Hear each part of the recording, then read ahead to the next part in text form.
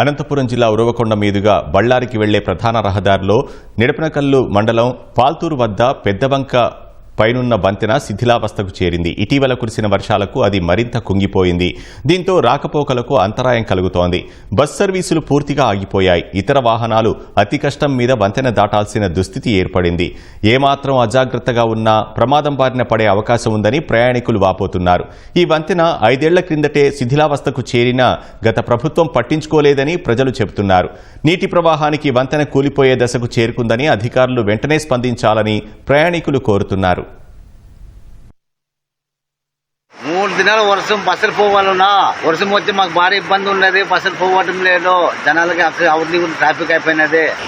మా పరిస్థితి ఇట్లుంది. ఇంకో వాహనం వస్తే మేము అవతలోళ్ళు అవతులే ఇవతలోళ్ళు ఇవతులే ఇట్లా ఉరవకొండ కలవల తిప్ప కందేపల్లి కలవల క్రాసు బొండూరు బొమ్మనహాడ బార్డర్ గోవిందవాడ ఇట్లు పోతే గోవిందవాడ వన్నూరు చాలా రైతులు టౌన్లకు వెళ్లేవాళ్ళు చాలా ఇబ్బంది పడుతున్నారు. ఈ ఆదివారం నుంచి వర్షం వచ్చిన దానికోసమే ఈ వంక చాలా ఇబ్బంది పెట్టిస్తుంది జనాల్ని. కాలేజ్ పిల్లలు పోవడానికి రావడానికి ఇబ్బందిగా ఉంది. చాలా త్వరగా ముగిస్తే బాగుంటుంది వంక. అసలు రావటం లేదు. ఆటోలు అట్లాంటివి ఏమి ఇబ్బంది పడితే అసలు రావటం లేదు.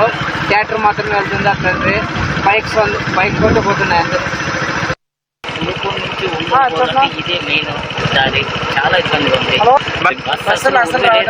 వారం కాదు నెల అయినా కూడా బస్సు దీనికి ఏమన్నా మొన్న గిన్నె వేసుకుని ప్రజలే వచ్చి టాటర్లతో మొన్న గిన్నె వేసుకొని బస్సుతో ఇచ్చేసుకుంటుంది. కానీ ఏ ఊరు దీన్ని పట్టించుకోవడం లేదు.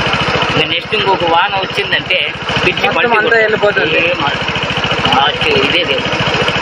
మాది ఇక్కడ ఉండమండి సార్. అంటే ఇక్కడ వేరే ఊరికని పోతుంది. మాకు రాకపోకలన్నీ ఇదే ఊరే. మామూలు సైకిల్ మోటార్లు కూడా పోవు సార్ ఈ దావలో. ఏమంటే కష్ట పరిస్థితిలో ఉంది. అదొకటే మాకు అదొకటి బ్రిడ్జ్ కట్టించడానికి అవకాశం ఇస్తే చేయమని కోరుకుంటున్నాం. ఇదొకటి మా ఊర్లో కూడా అట్లే ఉంది సార్. నిన్న 2 ఆడవాళ్ళు అక్కడ కూడా కొట్టుకుపోతుంది. ఇక్కడ 8 మంది పోతా ఉంటారు పాల్తూరు దగ్గర. మాకు బస్సు సౌకర్యం రావాలంటే ఈ వంక మీదే రావాల్సింది. ఈ రాకపోకలో రావాలంటే మాకు ఉరవకొండ డిపో నుంచి రావాల్సింది.